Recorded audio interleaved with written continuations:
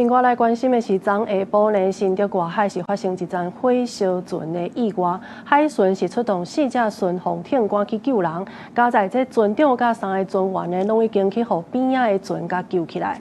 船長表示講，有可能就是收網仔時，這機艙部導火才會造成這樁意外。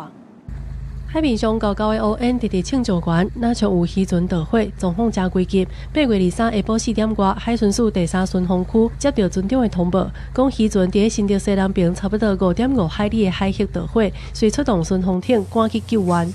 這次總共派出4艘巡防艇。那我們的巡防艇抵達現場了以後，發現船長及3名船員共4人已經由附近的友船救起。大聲到位的新竹海巡隊巡防艇隨泉水炮拍火，台中海巡隊巡防艇到位了後，也共同協助。這隻新竹籍船頂的2個本國籍甲2個印尼籍船員有及時逃生，互附近的船甲救起來，意識清楚，無外傷甲就醫的需求。他表示是在他們漁船要起網的時候，輪機部發生起火，那火勢很凶猛，也很急。消防局接到通報了後，出動3隻救護車、6個警消人員去到新竹漁港安檢所提名救援。加在火勢無偌久，就順利拍花，船頂的人員也攏平安回來。記者綜合報道。